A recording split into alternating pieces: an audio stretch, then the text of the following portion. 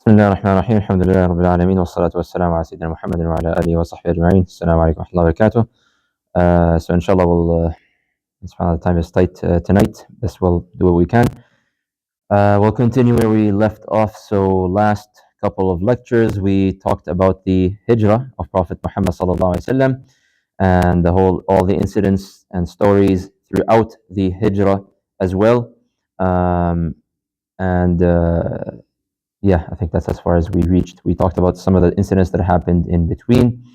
So the incident of arrival to Medina, this is narrated to us in a great amount of detail by different scholars of the Seerah, and also there's a narration found in Sahih al-Bukhari. And we're going to focus on the narration that is found in the books of Seerah by Ibn Ishaq, because it gives us a little bit more detail. It's narrated through a chain to Abdurrahman ibn Uwaymir ibn Sa'idah, who says, I was told by some of the companions of Prophet Muhammad ﷺ from my own tribe. So he's narrating the story. لما سمعنا بمخرج رسول الله صلى الله عليه وسلم من مكة وتوكفنا قدومه كنا نخرج إذا صلينا الصبح إلى ظاهر حرتنا ننتظر رسول الله صلى الله عليه وسلم. So every day after Fajr, basically they would go and wake up in the morning, they would go and they would pray Fajr, and they would go to the outskirts of Yathrib. They would go to the outskirts of Yathrib because it was around the time period they were expecting Prophet Muhammad ﷺ to come. And subhanAllah, they were so excited that for his arrival that they would stay there for literally hours until the heat, the peak sun, around Dhuhr time. Imagine Fajr to Dhuhr time, they're just standing there. They're just gathered there and they are waiting. فوالله ما نبرح حتى تغلبنا الشمس على الظلال فإذا لم نجد ظلا دخلنا. So that was all taking place in the hot times of the year, and despite this they would continue to stand outside until it would get really, really hot. Only then they would go into their homes. حتى إذا كان اليوم الذي قدم فيه رسول الله صلى الله عليه وسلم. Now he's talking about the day of the arrival. Okay? So now on the day that Prophet Muhammad ﷺ arrived, جلسنا كما كنا نجلس. We did the exact same thing. We prayed Fajr, we woke up in the morning, we prayed Fajr, we went to the outside. So جلسنا كما كنا نجلس حتى إذا لم يبقى ظل دخلنا بيوتنا. So on the day of his arrival, we did the same thing. We came out in the morning and we thought nobody showed up, so we went back to our houses. وقدم رسول الله صلى الله عليه وسلم حين دخلنا البيوت. As we were in our houses, we thought, خلاص, he's not going to come today. He actually arrived on that day. So the whole hype and the gathering and everything, everybody went back to their houses, and that's when Prophet Muhammad ﷺ actually arrived. So by the time he actually arrived, everybody was in their homes. فكان أول من رآه رجل من اليهود وقد رأى ما كنا نصنع. The first person to actually notice Prophet Muhammad ﷺ arriving was none of the people of the Arabs. It was actually a Jewish person. And in the narration in Al-Bukhari, it tells us that this person was on top of one of the trees. So, Medina is full of date palm gardens. And so probably this was one of the Jewish people who used to work in one of the gardens or something. He was climbed on top of the tree. And he saw from the top of the tree, he saw the Prophet Muhammad ﷺ in the distance, or at least the description of someone who looked like Prophet Muhammad ﷺ, because he never actually saw him before in his life. And he had seen what the Ansar were doing previously. Like he had been seeing them every day. They're waking up in the morning, they're going out. So he told them, and he actually even got excited, and he yelled, فَصَرَخَ بِأَعْلَى صَوْتِهِ يَا بَنِي قَيْلَ هَذَا جَدُّكُمْ قَدْ جَاءَ. As loud as he could, he yelled, "O Arabs, your honored one," Jaddukum here is not Jad means like grandpa, no. Jaddukum here is like, like for example, when Allah Azza wa Jalla says in the Quran, وَأَنَّهُ تَعَالَى جَدُّ رَبِّنَا, Jad coming from like majesty, from honor, from praise. Okay, so he's saying your honored one, or basically your king, has now arrived. He screamed as loud as he can so people could hear him, and the news spread like wildfire. فخرجنا إلى رسول الله صلى الله عليه وسلم وهو في ظل نخلة ومعه أبو بكر رضي الله عنه في مثل سنه. So we came out, we all came out, we heard the news, we ran out to Prophet Muhammad sallallahu and they came in very large groups. And in the narration in Bukhari, he mentions that they rushed to their homes, they grabbed their armors and their weapons, because now this is like a VIP escort. They're going to escort him. So, and they came, وَأَكْثَرُنَا لَمْ يَكُنْ رَأَى رَسُولُ اللَّهِ صَلَّى اللَّهُ عَلَيْهِ وسلم قَبْلَ ذَلك. Most of the people of Yathrib, most of the Arabs so far, they've only heard about Prophet Muhammad sallallahu alaihi wasallam. They've heard rumors. Only those who went to Mecca and they saw him, they came back and they told him this is what he is like. So none of them have actually seen Prophet Muhammad sallallahu alaihi wasallam. The majority of them have not seen him, so they don't know who's who. They see Abu Bakr as-Siddiq and they see Prophet Muhammad sallallahu alaihi wasallam, and they're not sure who is the Prophet sallallahu alaihi wasallam until they basically gathered around around Abu Bakr as-Siddiq. They thought that he was Prophet Muhammad sallallahu alaihi wasallam. So they flocked to Abu Bakr, and Prophet Muhammad sallallahu alaihi wasallam, he stayed quiet. He didn't say anything. And they didn't realize that he was actually Prophet Muhammad sallallahu alaihi wasallam until the sun came on the face of Prophet Muhammad sallallahu alaihi wasallam. حتى زال الظل عن رسول الله صلى الله عليه وسلم فقام أبو بكر فأظله بردائه فعرفناه عند ذلك. So it was only when the sun hit the face of Prophet Muhammad sallallahu alaihi wasallam, Abu Bakr took off his cover or his garment and he put it on top of Prophet Muhammad sallallahu alaihi wasallam to shade him from the sun. And at that point in time, everyone recognized that this was Prophet Muhammad sallallahu alaihi wasallam. And according to the books, this happened in the 8th of Rabi'ul Awwal of the 14th year of Da'wah, aka first year of Hijrah. So now we are going to be talking about, now we're going to start going into Hijri dates. So this incident of Hijrah marks the first Hijri date. Okay, there is no year 0. Okay, the 14th year of Da'wah is year 1 of Hijrah. Now, as usual, when it comes to the dates in the Seerah, you kind of have to take them with a grain of salt. Okay, so when we say 8th of Rabi'ul Awwal, you have to realize that in all reality, there were, and many scholars come with many different dates. So, but it was around this this time period. Now, subhanallah, this incident right here is a very beautiful incident. And it's obviously a very optimistic incident. Large number of Arabs are gathering to greet Prophet Muhammad ﷺ in the hundreds, if not in the thousands. And they are filled with love despite never seeing him or meeting him in the past. You can imagine it. Children are trying to squeeze by. They want to get a look. Women are in their houses. They're looking up in the roof. They're trying to and the men are just, budging and pushing and shoving, trying to get close to Prophet Muhammad ﷺ. Why? Because this was an unprecedented day in the history of Medina. Never has something like this ever happened before. To them, this is not just the coming of Prophet Muhammad ﷺ. To them, this is now a symbol of hope. To them, this is now a symbol that perhaps something will change, that this person will come, and through him Allah Azza wa Jalla will change our situation. Both, by the way, for the Ansar and the Muhajirun. Both for the Muslims of Mecca who came to Medina, and for the Ansar who are living already in Medina. Because for the Ansar and living in Medina, we already mentioned, they were suffering from the civil wars that were taking place in Medina. They were looking for something to unite them, and finally the person whom they have their hopes in, now he has finally arrived. And as for the people of Mecca, this is a crucial transitioning point to them, because now they're transitioning from a period of humiliation and persecution and torture, and now they are going to transition slowly but surely into power, into authority and honor.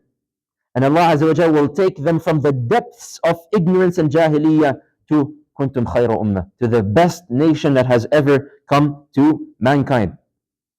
And also through this incident, we do learn a couple of things if we pay attention and we read between the lines.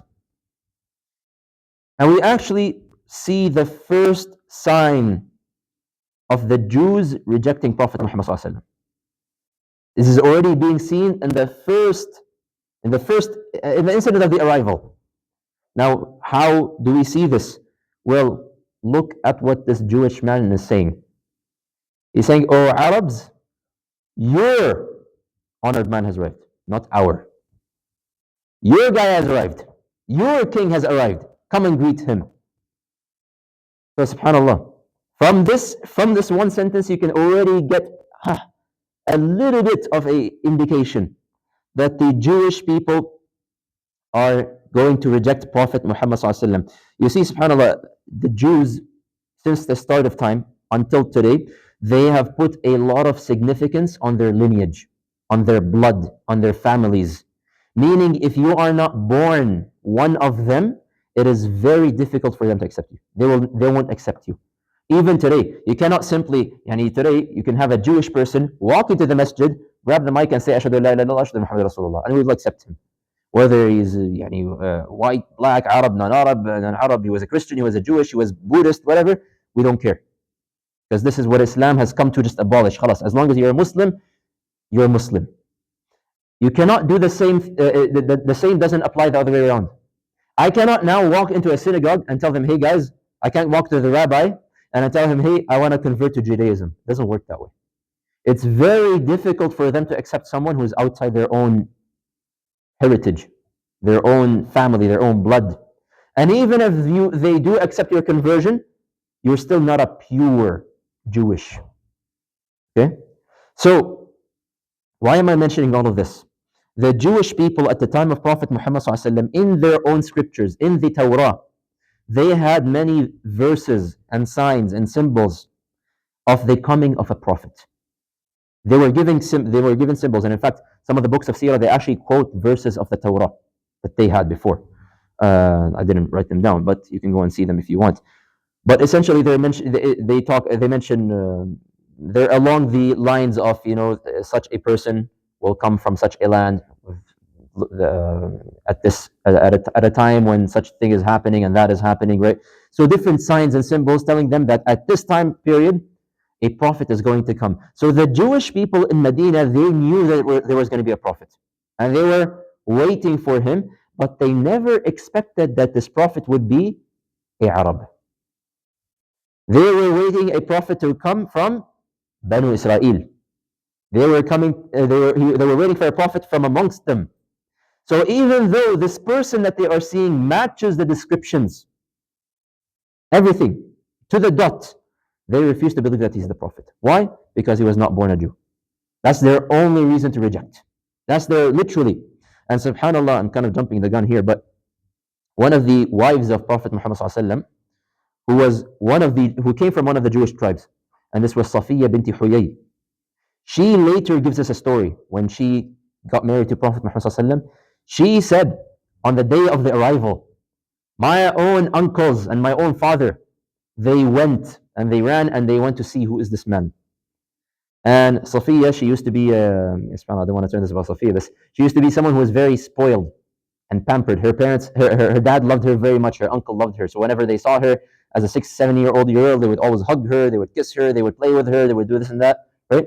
And on that day, on the arrival, she came and ran to them, but they didn't even look at her.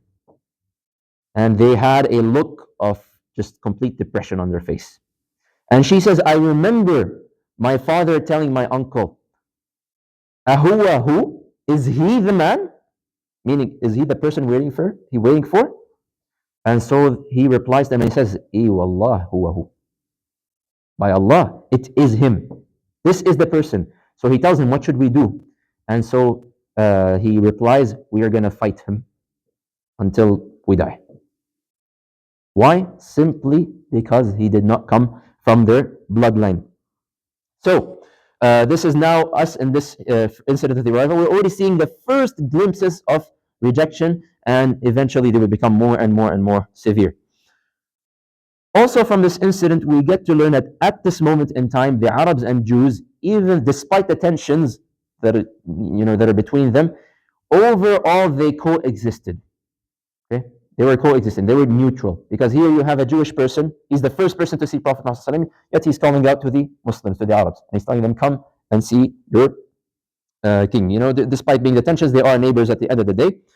And also, by the way, the Arabs, they did have some alliances with the Jew.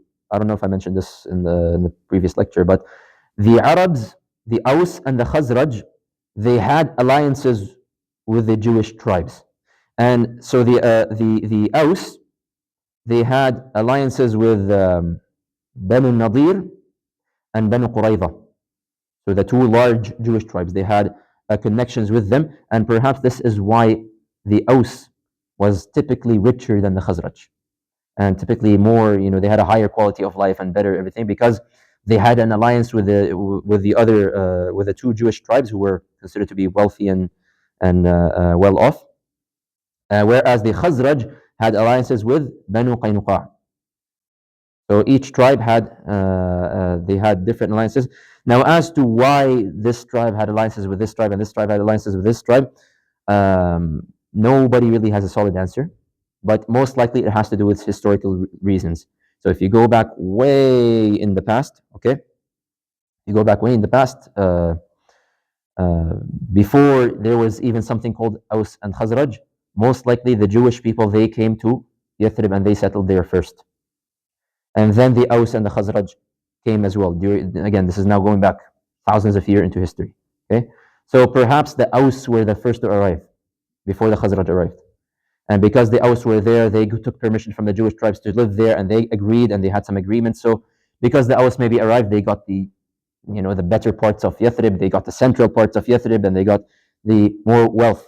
Whereas the Khazraj, perhaps they came later. Again, Allahu A'lam, this is all kind of just a theory that some of the scholars of Seerah they give. We don't really know for sure. And the Jewish people overall, they used to be less in number, but they had more wealth. Okay, so they had structures, they had civilization, they had education, and they had more wealth. And so they had also large amounts of land and large cultivation. We're going to get to talk about this more, inshallah, in the future when we talk about Banu Nadir and the gardens that the Jewish people, unimaginable gardens that they had, beautiful gardens. And so they couldn't take care of them just with their own numbers. They needed labor. And so they would hire, someone from the people from the Aus, people from the Khazraj to go and cultivate their lands. So all of these events and historical events, this overall solidified their relationships with the Jewish people. But they still had tensions, as we mentioned what happened in the War of Bu'ath. And even in the War of Bu'ath, the Jewish tribes would fund different tribes. So the two Jewish tribes would fund the Aus, and the other Jewish tribe would fund the Khazraj. So now also, by the way, how many people right now do we have living in Yathrib? Now again, there is no hadith or something that just gives you a number. We just put several narrations together because some incidents, they do give us some numbers. Okay, so like when we look, for example, at the Battle of Badr, or we look at the Battle of Uhud, or all of these different incidents. Those incidents, they give us a number. They give us a number which we can use to sort of kind of estimate. So most likely, with the women and the children and everything, the Jews of Yathrib probably were around 5,000, 6,000 people in total. All the Jewish people of Yathrib. And the same thing for the Arabs through different incidents, such as the Battle of Tabuk, such as the conquest of Mecca and whatnot. Perhaps we can say that there are around 4,000, 5,000 men who participated in the Fath Mecca from the Ansar. So perhaps in total you can have around 13,000 to 15,000 of the Arabs. So Yathrib overall was not a small city for its time. It had almost 20,000 people, citizens living in it, from the Jews and the Arabs. The bulk of them were Arabs, but the Jews were better than them in their they were more well off, they were wealthier and whatnot. Anyways, back to Prophet Muhammad and Abu Bakr as-Siddiq. So when they arrived, they didn't actually enter into Yathrib immediately. Okay, so they didn't go into what we call downtown Yathrib. Okay, they didn't just go into the actual main city of Yathrib. They remained in the outskirts of Yathrib, and they settled in a small settlement at the time, and it's called Quba. Quba is well known today, of course. You can go and visit it. So they settled down in Quba for a few days, and they were waiting for Ali bin Abi Talib. If you recall, in the Hijrah, we mentioned Ali bin Abi Talib, he was given a task in Mecca that you don't perform your Hijrah yet until you return the amanat to its people. Because the Quraysh used to trust Prophet Muhammad with many different things. And so Prophet Muhammad, he's, as-Sadiq al-Amin, he's a trustworthy person. So he has to return those properties back to its owners. So he entrusted that task with Ali bin Abi Talib. So he told him, do that, then come and follow us. So they wait for a few days. Ibn Ishaq, he mentions that Ali stayed in Mecca for 3 days and nights, returning the amanat to the people. And then he caught up with them in Quba, and then together they entered the city of Yathrib. Now, during their stay in Quba, where did they stay? Again, this is a place where there are some differences between the scholars. So we have two names. Where did Prophet Muhammad stay in Quba? We have two names. We have Kulthum ibn Hadm, Hadm like ha ba mim, and the other narrations say there is Sa'd ibn Khaythama. So both names are mentioned. So some scholars say no, it is this person's, and they give reasons, and the others say that it's that other person, and they give reasons. Some scholars, they come and they give a middle ground. Okay, and so they say he slept at the house of Kulthum ibn Hadm to basically sleep and eat and rest and whatnot. But whenever he wanted to greet people and to sit down with people, he would go to the house of Sa'd ibn Khaythama, because Sa'd ibn Khaythama was single. He was not married. So it wouldn't be awkward for him. He's not making it difficult for the husband and the wife, in their house. And of course, back in the day, the houses were not, mashallah, like we have today, like 3-story houses and whatnot. They didn't have that. And as for Abu Bakr as-Siddiq, Ibn Ishaq, he says he stayed in the house of Khabib ibn Isaf. Khabib ibn Isaf. And Prophet Muhammad and Abu Bakr as-Siddiq, they remained in Quba for 4 days. Al-Ithnain, Al-Thulatha, Al-Arbi'a, and Al-Khamis. Monday, Tuesday, Wednesday, Thursday. That's what the books of Seerah mention. For 4 days, they remained in Quba. Sometime within these days, Ali bin Abi Talib arrived. And also Prophet Muhammad established the first ever masjid in the history of Islam. And this is, by the way, a very common misconception amongst the Muslims. The first masjid that Prophet Muhammad established was not Al-Masjid al-Nabawi. It is Masjid Quba.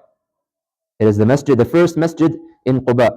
And by the way, when I say Masjid Quba, your brain should not go to this grand white structure, the big masjid that we find today, and you can Google it and whatnot. Okay, they didn't have these fancy structures. So a masjid was probably not even as big as this hall, probably a quarter, or if even less, the size of this hall over here.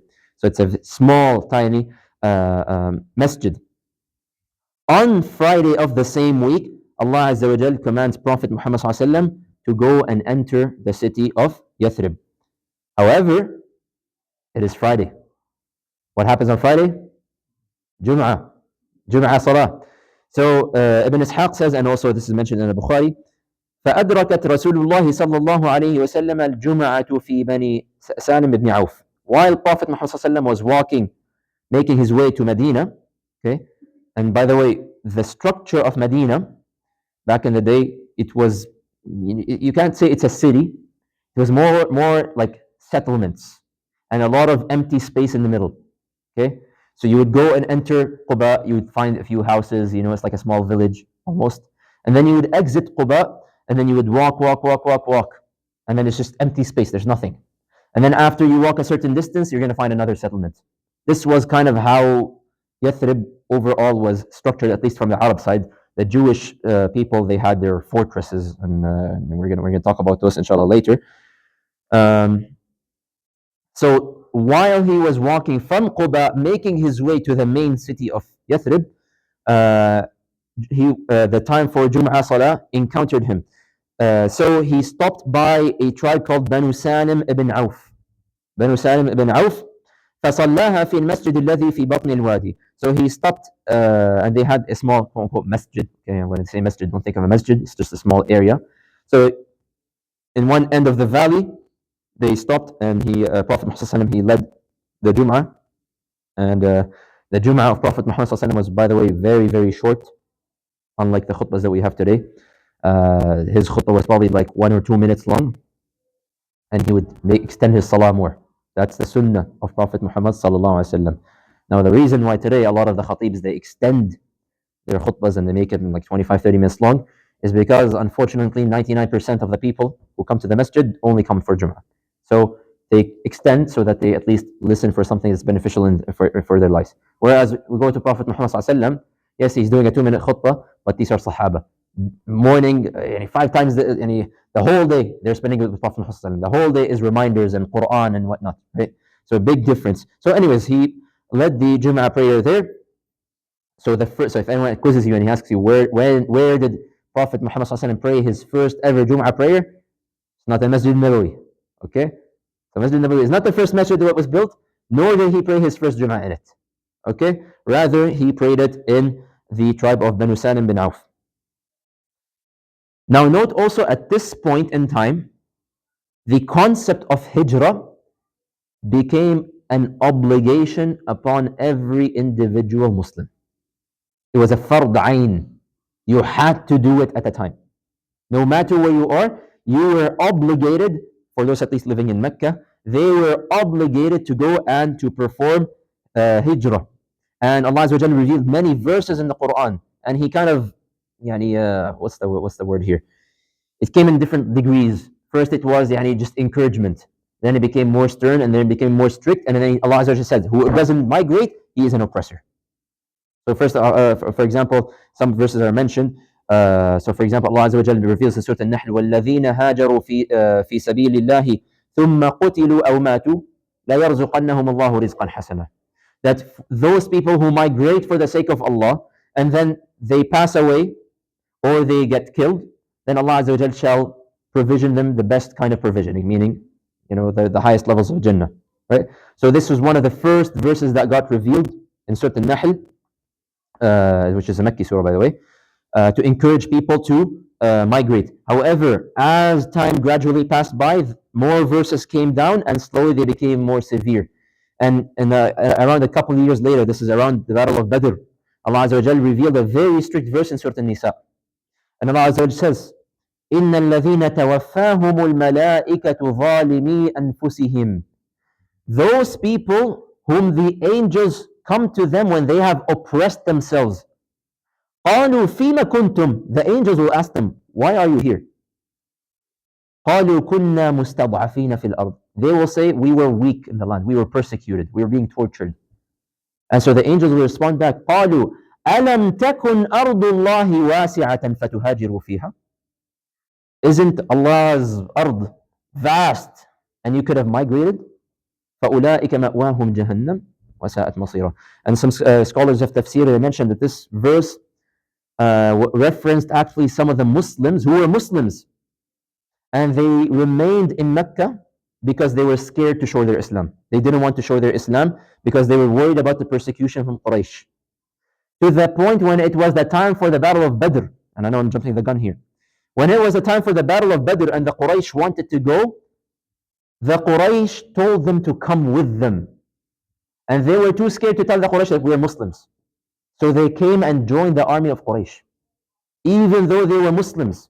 And they fought on the side of the army of Quraysh, even though they were Muslims. They didn't fight. But how are you going to appear if you show up in front of your enemy, right? So it's a war. And some of them got killed. And so the angel, Allah Azza wa Jalla describing the verse here is describing the situation of the angel when it comes to this person who got killed. Why are you here? Why are you on that side? And they will make an excuse, and they said, we were being persecuted in the land. And they will be told, أَلَمْ تَكُنْ أَرْضُ اللَّهِ وَاسِعَةً فَتُهَاجِرُوا فِيهَا. Shouldn't you could have migrated.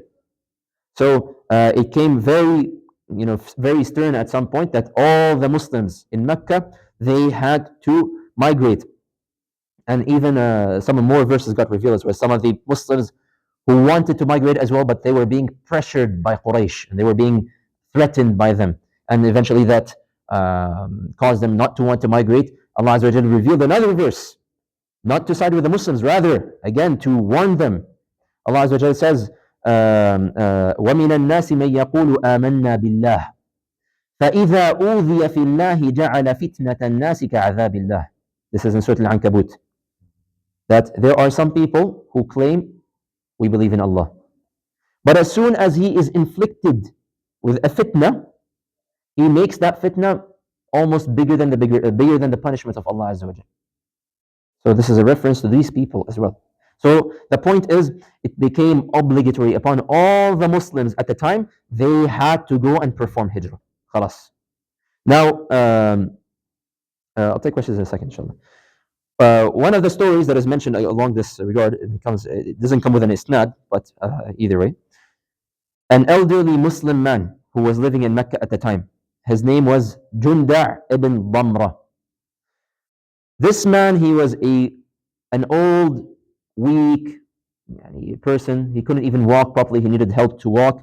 When he heard these verses, these stern verses being revealed as he was in Mecca, he says, Wallahi ma abitu laylata bi Mecca. I swear I shall not sleep tonight in Mecca. So he commanded his servants, get me out. فخرجوا به يحملونه على سرير حتى أتوا به التنعيم فأدركه الموت. So he told his servants, get me out. Take me to Medina. And he's an elderly man. So they carried him. And by the time he arrived to Tan'im, which is like still in Mecca basically, by the time he was arrived in Tan'im, he passed away. So he didn't make it to Medina. But before he passed away, right outside Mecca, he says, so the narration continues, فصفق يمينه على شماله ثم قال اللهم هذه لك وهذه لرسولك أبايعك على ما بايعك عليه رسولك.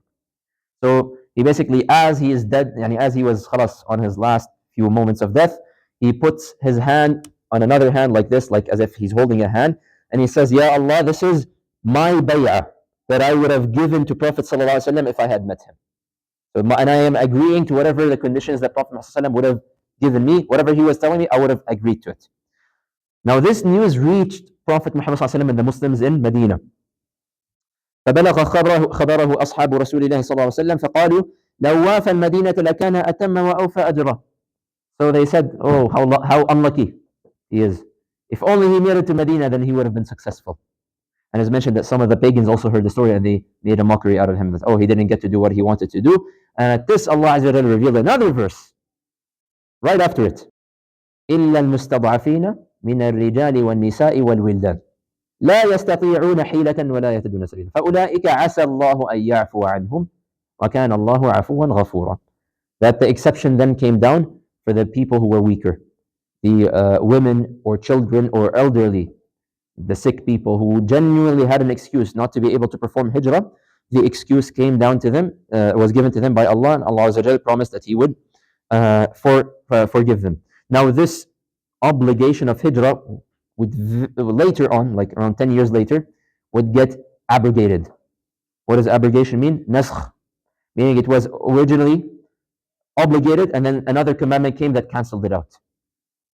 And this was cancelled out when the Muslims rose to power. After the battle of Al-Khandaq, when the Muslims started to gain power after Sulh Hudaybiyah, and especially after the conquest of Mecca, the hadith is found clearly in Sahih al-Bukhari, where Prophet Muhammad after the conquest, he says, لا هجرة بعد الفتح. There is no more hijrah after today. Khalas. Now again, this incident, and this is taking us to a whole tangent, but this opened an issue of difference and dispute between the scholars, and to this day, this is always something that every now and then comes up. Is it allowed for Muslims to travel and to live in non-Muslim lands? All of this opens up this question that we face today. And again, this is not the time or the place to go and discuss such a ruling.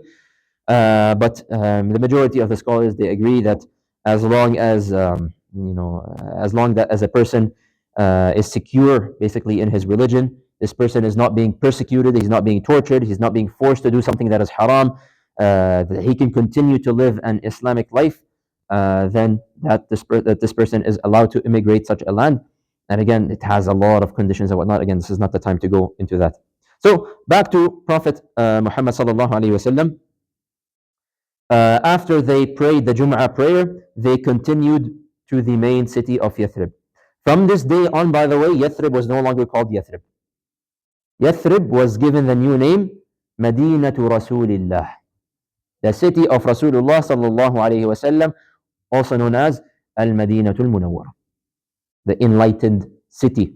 And the renaming also is very clear. It comes in Sahih Muslim that Prophet Muhammad he says, يَقُولُونَ يَثْرِبْ وَهِيَ الْمَدِينَةِ. They are calling it Yathrib when in reality it is Al-Madinah. تنفي الناس كما ينفي الكير خبث الحديث. That it purifies the people inside it, just like the bellows, the blacksmith purifies the impurities of iron. So he's just giving a metaphor over here. And another narration, he called it Taiba. And this is why if you go to Medina today, you'll find a lot of stores with the word Taiba in it. Taiba this, Taiba that, right? Because Taiba is another name of Medina. And some scholars, like Imam al-Nawawi, he actually explained it was actually renamed because Yathrib is not a good name. That Yathrib comes from the word Tathrib. Just like Prophet Yusuf ﷺ said to his people, لا تثريب عليكم اليوم. There is no blame on you today. So Yathrib has to do with blaming. It's like a blameworthy. So it has like a negative ring to it. And so Prophet Muhammad ﷺ renamed it. Allahu Alam if this is correct, but regardless, we know for sure that the name was changed. Okay, we have like 10 more minutes. Okay. So by the time he entered Medina, every one of the Ansar at this point, they were gathered, men, women, elders, children, everyone. This was a historic day for them. And it is mentioned that every time Prophet Muhammad ﷺ, so again, he's riding his camel now. Every time he passed by a tribe, they would rush to him, they would take the rope of his camel. And they would start taking him to their tribe. And they would say, Ya Rasulullah, come to our tribe, we'll take you in. We got the numbers, we got the strength, we got the power, we got the protection, we'll give it all to you. And so Prophet Muhammad would repeat the same answer. And he would say, خَلُّوا سَبِيلَهَا فَإِنَّهَا مَأْمُورَةٌ. Leave my camel alone because it is being commanded. Allah Azza wa Jalla has commanded my camel. It knows where it's going. Leave it alone. And the same thing happened like 4 or 5 times at least. Every time he would pass by, another tribe would come, they would pull his rope and would say, Khalas, you're coming with us, we're going to take you in. And he would say, leave my camel alone. Until the next tribe, until he arrived to where he wanted to arrive. Now, by the way, there's a very famous story that usually is taught to us. It was taught to me at least when I was a kid. That when Prophet Muhammad ﷺ arrived to Medina, when he was entering Medina, in addition to the people gathering, the women, they were standing up in their houses and they all sang together. طلع البدر علينا, right? The poem, the famous poem. من ثنيات الوداع. Sorry to burst your bubble. This did not happen. So this, for several reasons, even the meaning of the poem itself doesn't make sense. Because طلع البدر علينا, what does that mean? The Badr, the full moon, meaning Prophet ﷺ, has come forth now. He has arrived. من ثنيات الوداع. He has arrived from ثنيات الوداع. ثنيات الوداع is in the opposite corner, is the opposite side of Quba. Quba is there, ثنيات الوداع is there. So clearly, this did not take place in the Hijrah, even though it is a very famous story. Now you can sing the poem if you want. It's a nice poem. You can listen to the nasheed, but don't say that it happened during the Hijrah. Okay. So the camel continued until it arrived at a particular location in the tribe of Banu Najjar. So their name is Banu Najjar, and then it sat down by itself. And Prophet Muhammad did not get off immediately because the camel got up again. And it moved around a little bit, and then it came back to the exact same spot, and it sat down again. So for twice it went to the same exact spot, and it sat down. Prophet Muhammad understood this spot would be the exact spot where I would build Al-Masjid al-Nabawi. So that's where Al-Masjid al-Nabawi was built. And he noticed that this was actually also a small plantation. So it was there was a small garden where the camel sat down, where the people would usually use to put their dates after they plucked them on. They would leave them on the side, they would wash them, and they would leave them to dry. So this was the place where they would leave them to dry. And so he asked them, who owns this land? And so one of the people of the tribe by the name of Mu'adh ibn Afra. He came to him and he says, there are two orphans that are taking care of this land, and I am taking care of these orphans.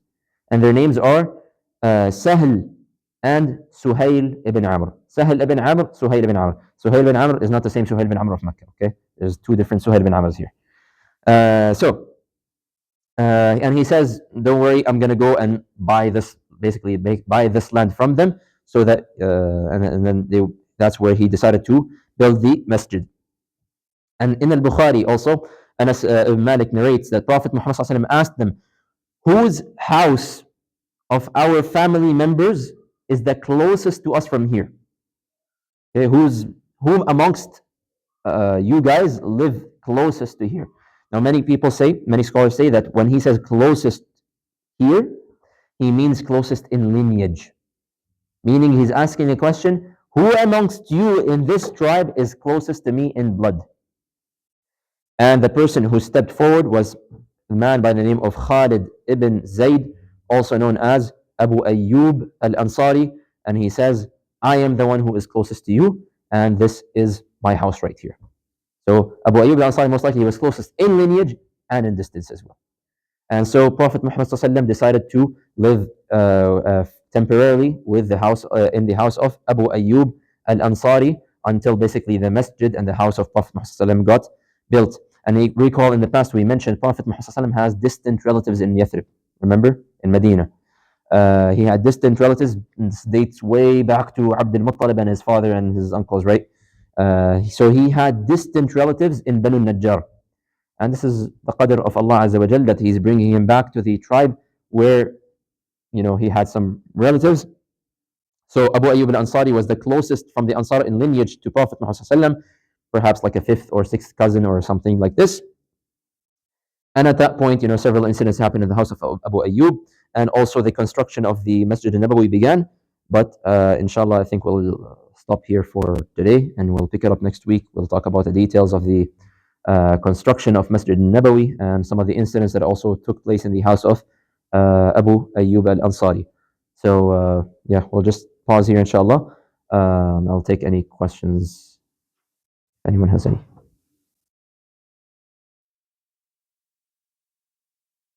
No? Others? Yes.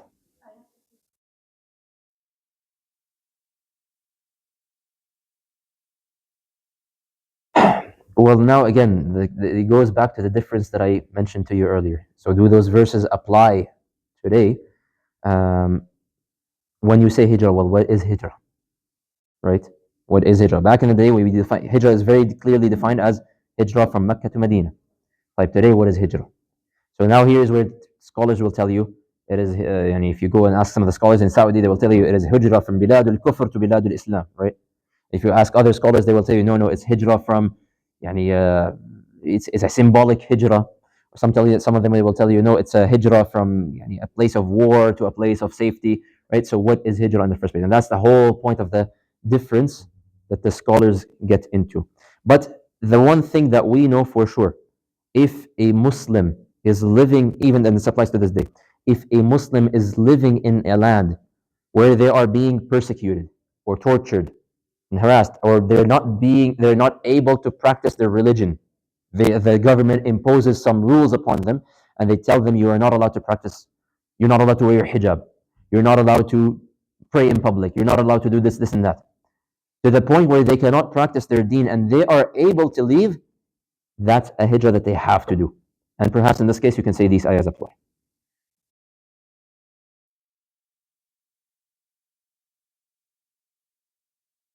So again, this is what I meant by symbolic hijrah. Some scholars say that this is what the hijrah means, right? The hijrah from a life of evil to a life of good. So they say that this is the hijrah that is mentioned here.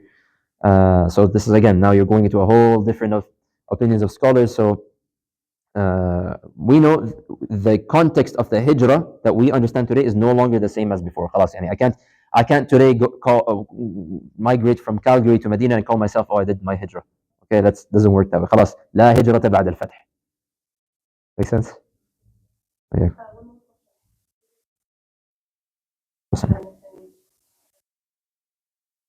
That he had Abu Tayyib.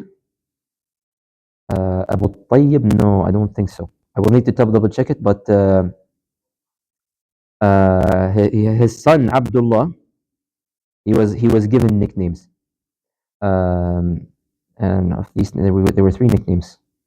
There were Abdullah and Tahir, and maybe there's a Tayyib. I will need to double check it, wallahi. But if he was given that nickname, it was perhaps because of his son Abdullah. Yeah.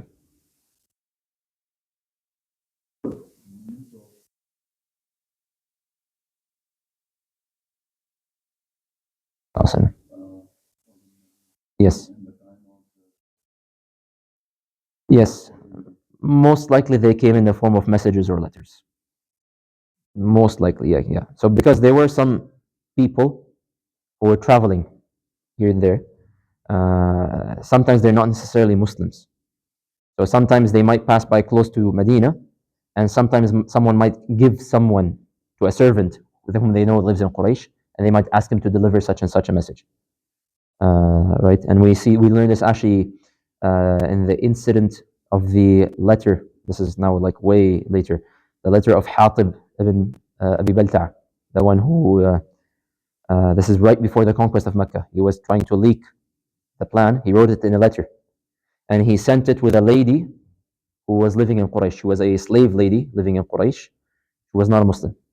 And he went to her and he says, deliver this message to so and so person. So there were messages being sent and letters, and most likely this was what was taking place.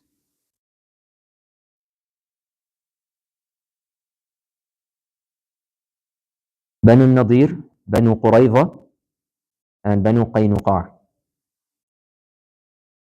So three Jewish tribes. Qaynuqa. I know it's weird names, يعني, بس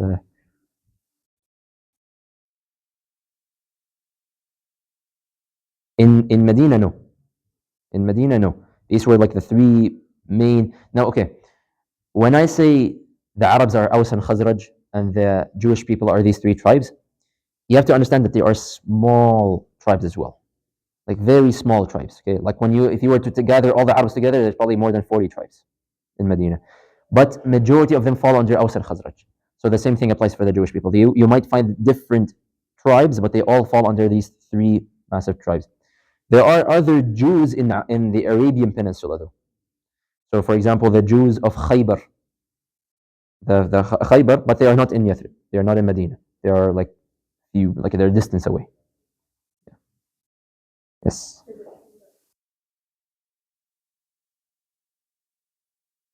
Yes.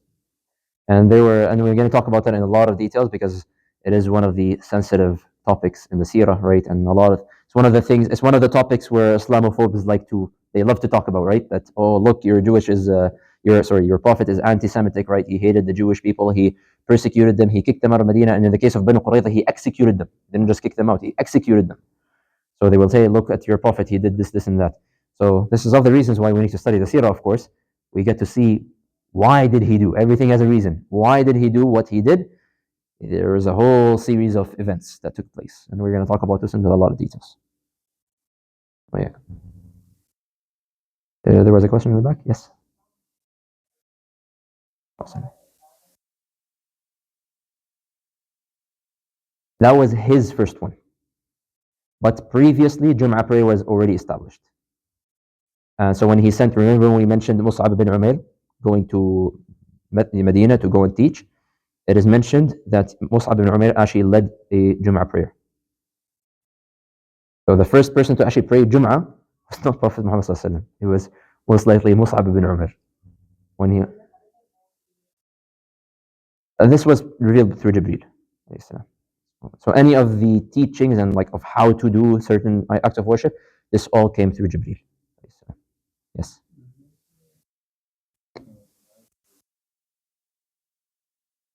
Awesome.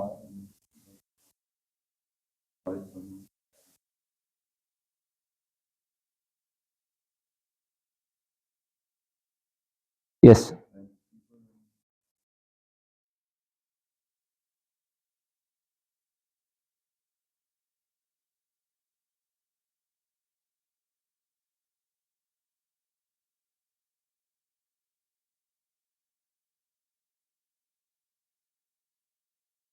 I will have to remember that incident. So you are correct in terms of the reward that is found in several different hadith, that whoever prays, whoever does wudu and walks to Masjid Quba and prays 2 rak'ahs there, that's equivalent to performing a Umrah. Yes, so that is accurate.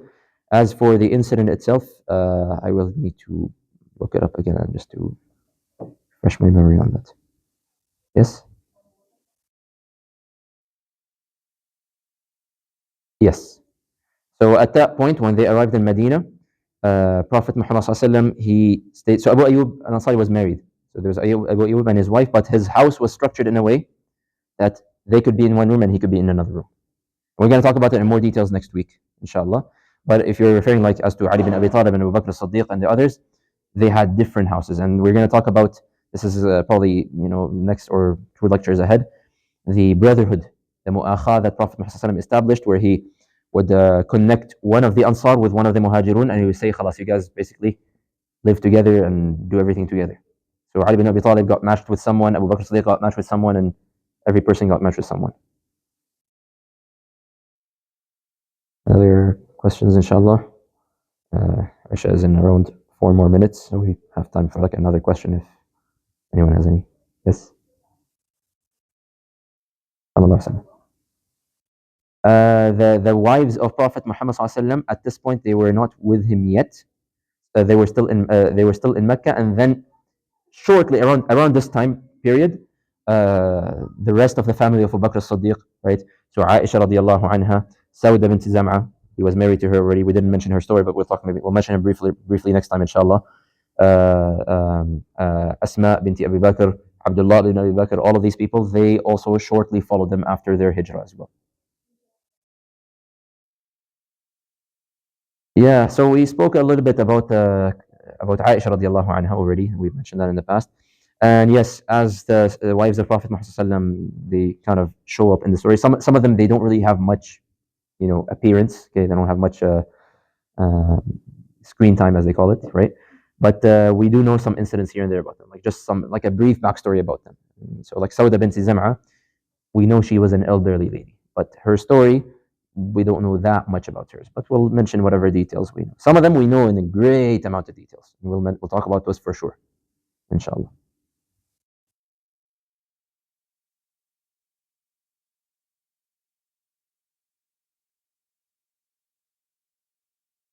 So I'm not sure I understand the question.